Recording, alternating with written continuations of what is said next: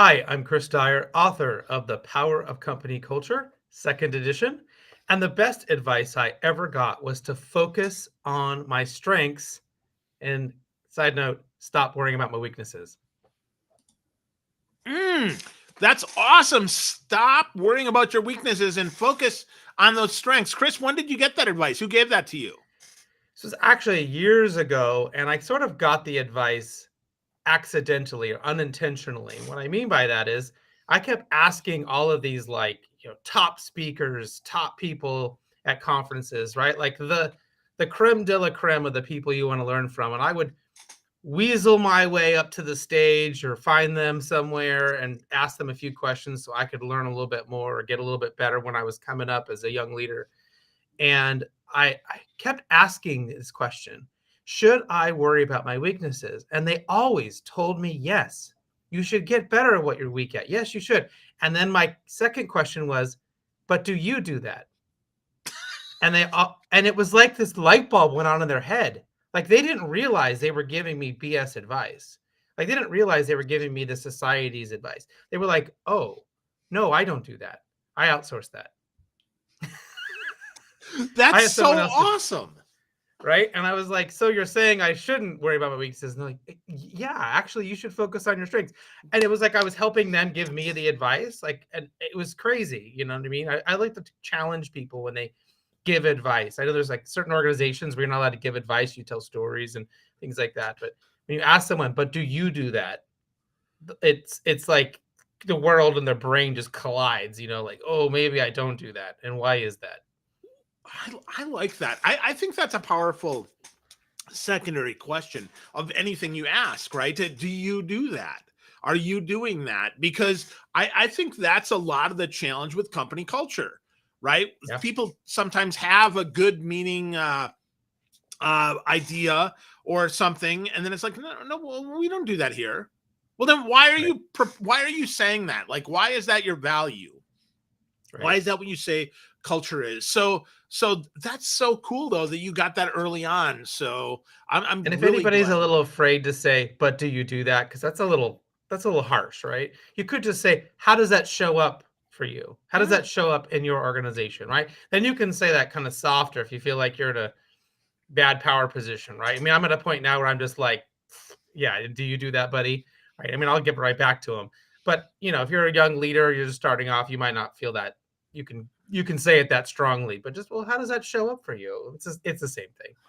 Oh, there you go. I like that you softened that because that was going to be a follow-up question because I know that a lot of times, right, the position of power, depending on the culture of the organization, is often mismatched. And I actually, that's one of the things I love most about the book here is that we get a lot of insight here, regardless of level, that we can use to actually improve company culture. So congratulations, Chris, on writing this book. Thank you so much. I appreciate it. It was actually a dream to rewrite my first book. Because Like, when you start yeah. off, you've never done it before, you do your best you can and you figure it out. And then the moment you send it off and they say it's all done, you go, oh, I should have done this and I should have done that. No, I forgot about this. And it's like we immediately have author's regret. And so for years it was like when they came back and said, hey, would you like to do a second edition? And I was like, yes, please. Because I doubled the size, I got rid of some stuff, I added better stuff, added new case studies. I think it's the best one I've written yet, and I'm really proud for people to check it out. Awesome. Yeah, it's a great book, Chris. Congratulations, like I said. So let's dive in. Let's start though with the ENPS score, the employee and NPS score, net promoter score. For those who don't know, right, NPS is all a scale of 1 to 10. How likely are you to refer someone to do business with somebody else? We see this all over, but the ENPS is how likely are you to say, hey, Chris, you should work with me here. This is a place to be. So why is an ENPS? Why is it so helpful for organizations as they're trying to determine their company culture? So this really hits two parts of the book. First is I talk about the 7 pillars of what makes a great company culture. One of the pillars is measurement. So you better have ways to measure things that you find important. We don't want to measure everything. That's just exhausting and ridiculous. But we need to measure the things that matter. And it should matter to you what your employees think and whether or not they would refer their friends into work. Now, sometimes you kind of already know what that EMPS is going to say, because when you put out a job rec and nobody sends their friends over, when no one's referring anybody they know, I mean, that's kind of a subtle hint, but this is a great, like, much more holistic way to look at it. So we're measuring what matters. That's great. In the last part of the book, I talk about how to, like, get things done. And one of the big lessons is, keep it simple, stupid. Like, don't send out a 9-page survey to people. This is great because it's 0 to 10. Just pick a number.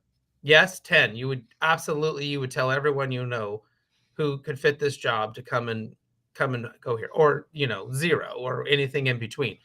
And now we have great data. So we know the simpler it is, that if you can do a 1-question type of a survey, you're typically in the 90 percentile getting people to respond, because it's like click and they're done, right? And they're going to tell you how they feel. And then we can do things to follow up. Like if you're getting bad scores, then we want to do all kinds of other things to follow up with our employees and to listen, all this stuff.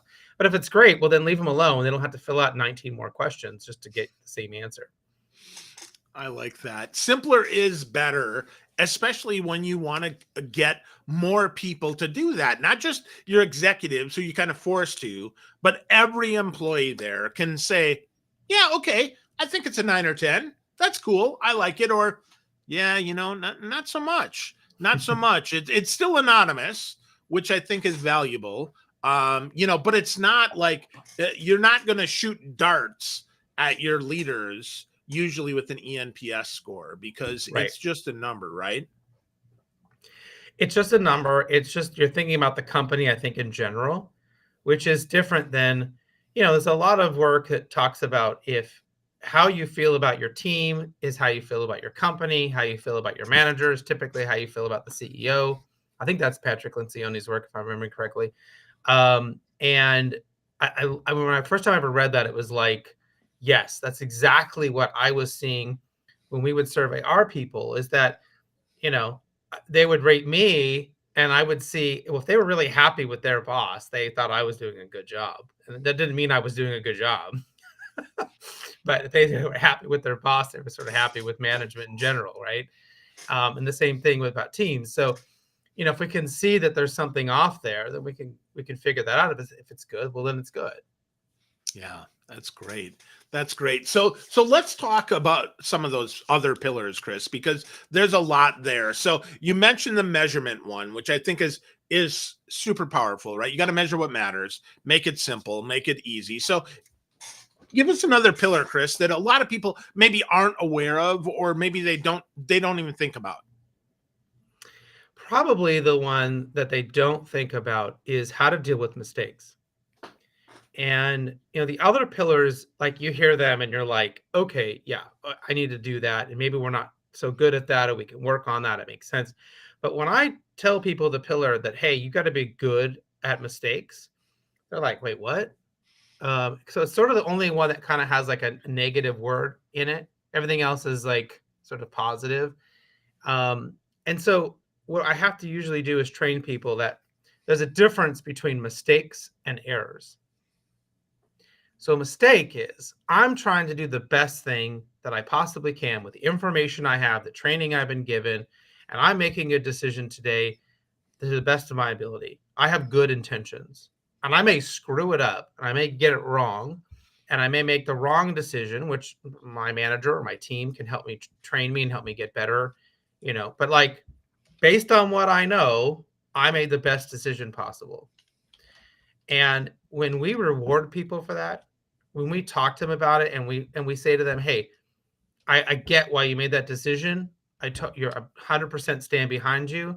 Next time it says the decision, here's the more information you didn't have, right? Here's how you get better. Here's how you grow. Here's how, you can help the company in a better way.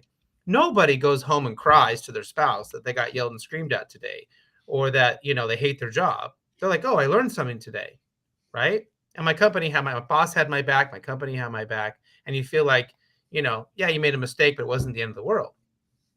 An error is somebody doesn't have the training, they don't have the aptitude, they're multitasking, they're being careless, right? The funny example I always use is like if somebody keeps miscalculating payroll, they don't know how to use a calculator, right? That's not a mistake. That's an error. Either they don't know how to do math and we need to get them out of that job, or they're like not paying attention or multitasking or whatever. And they keep, putting an extra zero on somebody's check. That's a totally different thing than a mistake.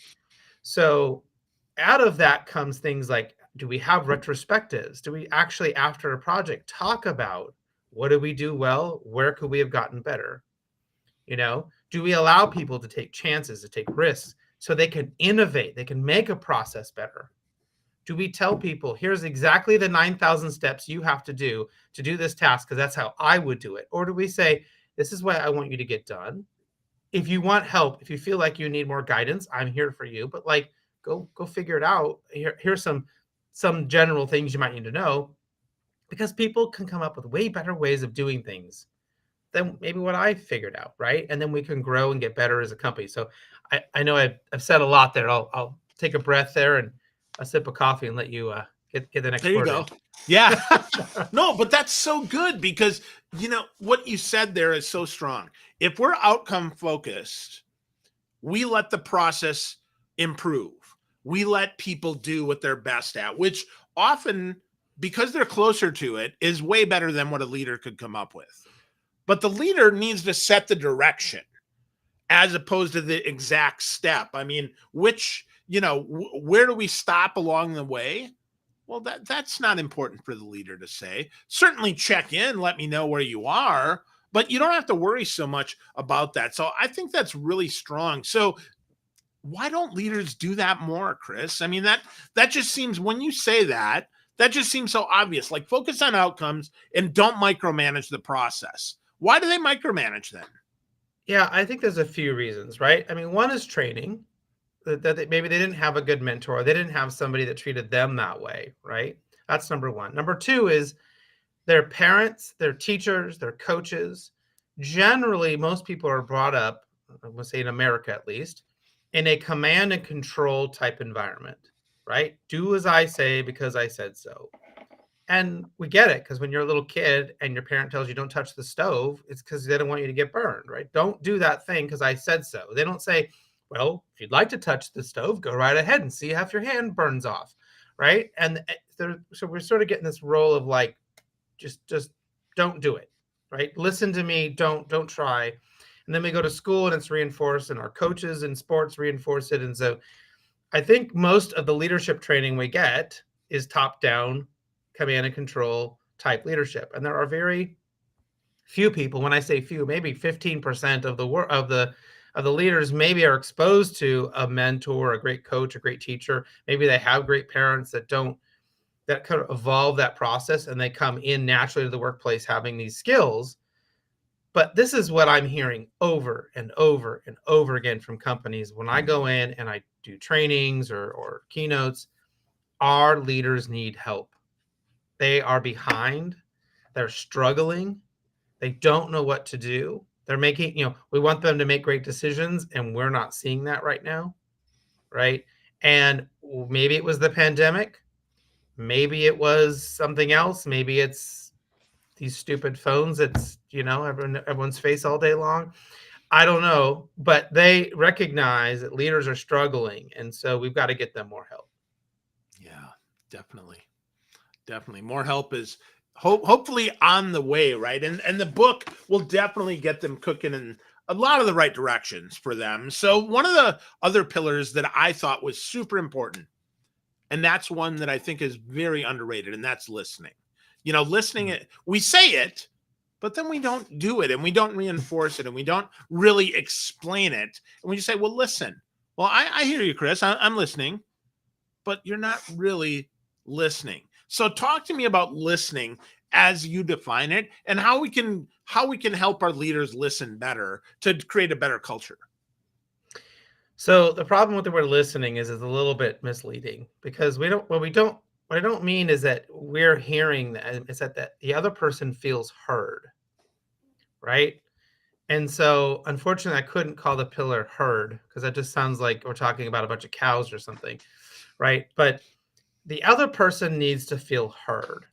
And that means you got to listen. And that means you got to do things that they feel like you heard them. Right. And so as leaders, we have to create opportunities for our people to be heard. Now, that means that we could do it in a meeting where we're specifically asking them very poignant questions. So we're getting information back.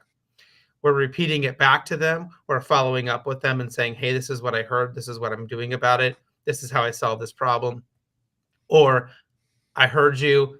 I tried to deal with it. Just so you know, there's not a solution right now, but like I heard you, and we'll keep working at it. Not every time someone tells us something, we can do something about it, but we can tell them we heard them. This is what we tried. I used to do a 1-question survey every week to my staff. Now, if you have a smaller team, you can do this. If you're in a huge company, you might just want to do this with your, smaller group.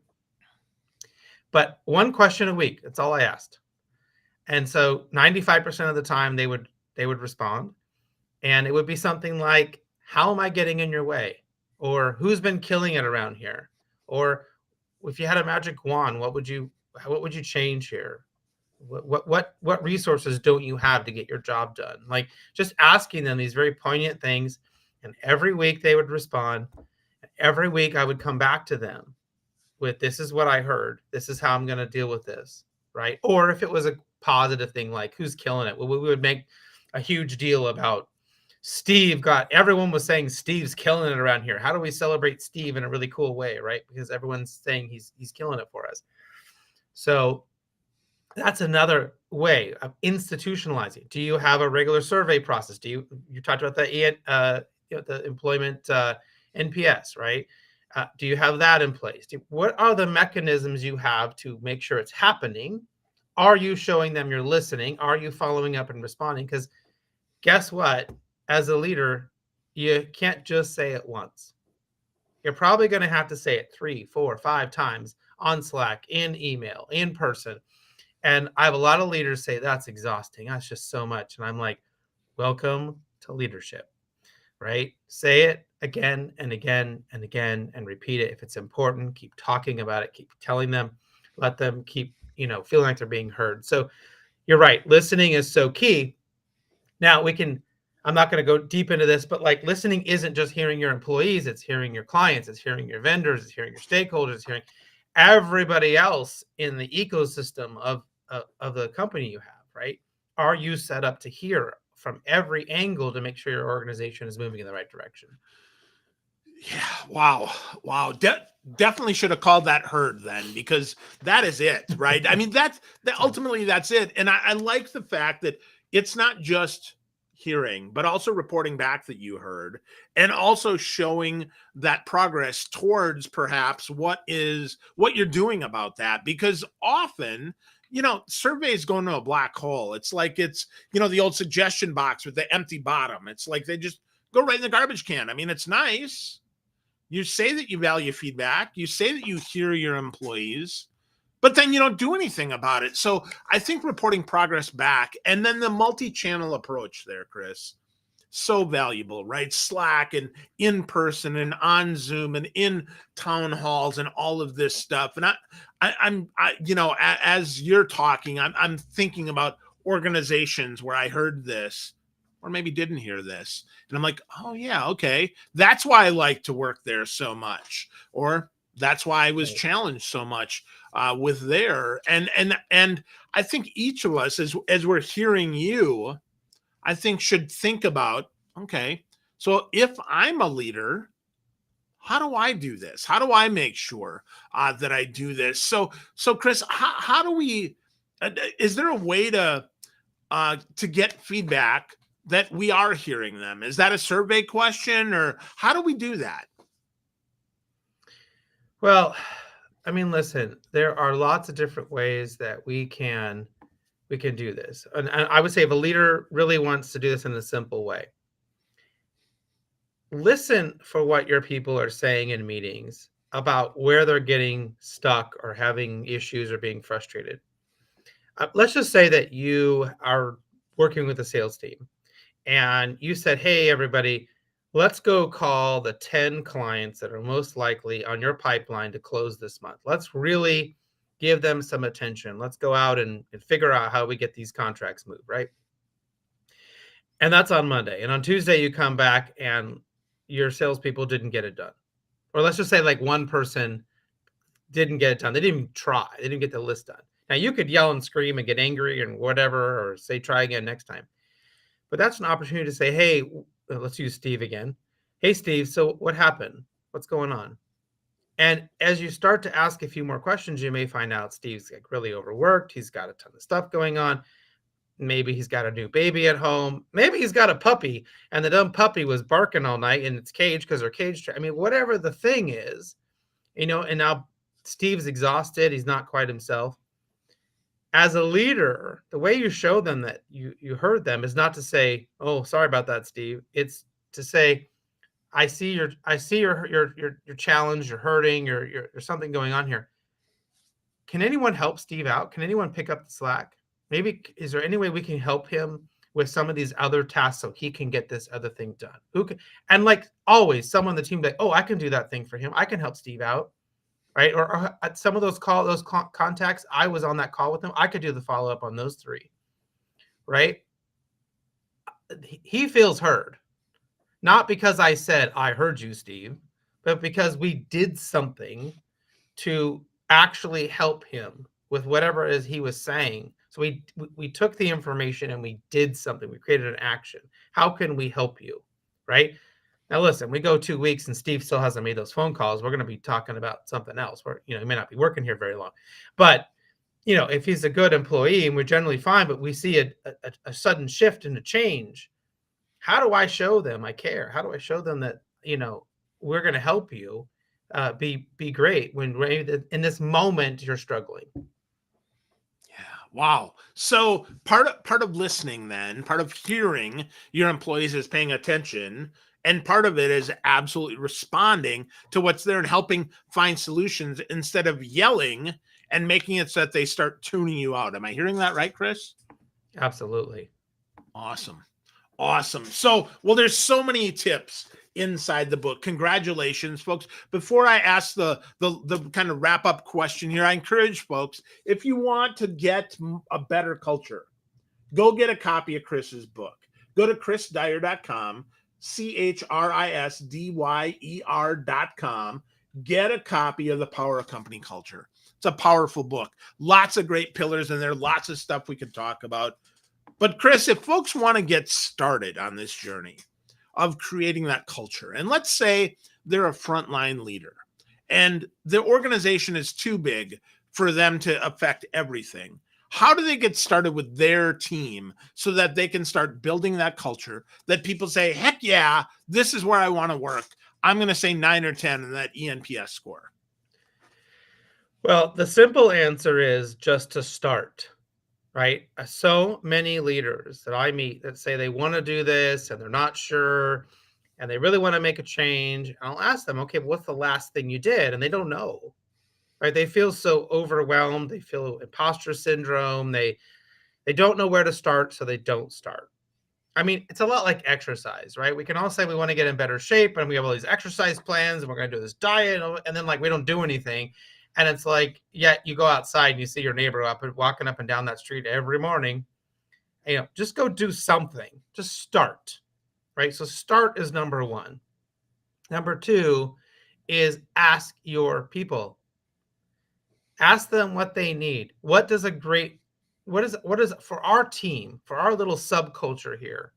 What does great look like to you? What do you need? Right? And that it's going to be a little different. Every group's going to have a little bit different priority. They might say, I really want to know more about what's happening. I want more transparency about what's going on. If you could let me know what the company's thinking, feeling, how we're doing, that would help me. You might get, like, listen, can we cut down the meetings? Like, I got so much freaking work. Like, can you just leave me alone? Like, I'm happy to be on our stand-up and like fill you in, but like, then I want to shut my door and get my stuff done. Right. I've had those teams that just like leave me the F alone was basically their answer. And the more you left them alone, the better they did. Right. I mean, you do the minimum stuff, but like they didn't want to be on 900 meetings all day. It just depends. So talk to them about what they need. What does good look like for them? That's really, really key. And then the third part to get started is just to keep checking in to say, how are we doing? Right? Is this working? How are we doing? Um, the other sort of the last thing I would say, and this is a point that I make in the book a few times, when you look at the pillars that I presented, and if you read them and you go, geez, Chris is right. This is the correct thing to do, which you may or may not do. But if you look at this and say these 7 pillars are the right areas to focus on, you're going to identify at least one or more pillars where you suck. Your company's bad at, or your team is bad at. That's where you start. Don't make the mistake of being like, well, it could be a little bit better at transparency, and you put all this fluff and pop and circumstance around getting a little bit better at this one thing that doesn't doesn't change anything, right? People are going to see you doing all this stuff, and it's like, well, we got a 0.5% better, and I want the small improvements. But if like you look at, geez, we're really bad at dealing with mistakes, like we're really bad at that, that's where you start, right? You've got to go hit that hard, and people will see a big improvement, and they'll get a lot happier, and things will get a lot better. And then the next time you come around and want to focus on something, they're going to be on board and ready to do it because they saw, geez, we focused on this one area and we got way better, right? So if you got 50% better at dealing with mistakes versus a 0.5% better at transparency, how much better is your company going to be, or your team, or whatever that is? Yeah, go for the big win that you can get, because that will create momentum. That'll move that flywheel. That'll get you closer to that. And then listen, right? Pay attention, listen, keep going. I love that, Chris. Really, really awesome stuff. So again, folks, go to chrisdyer.com, get to know Chris more, get yourself a copy of The Power of Company Culture. And as Chris said, just get started. Just get started.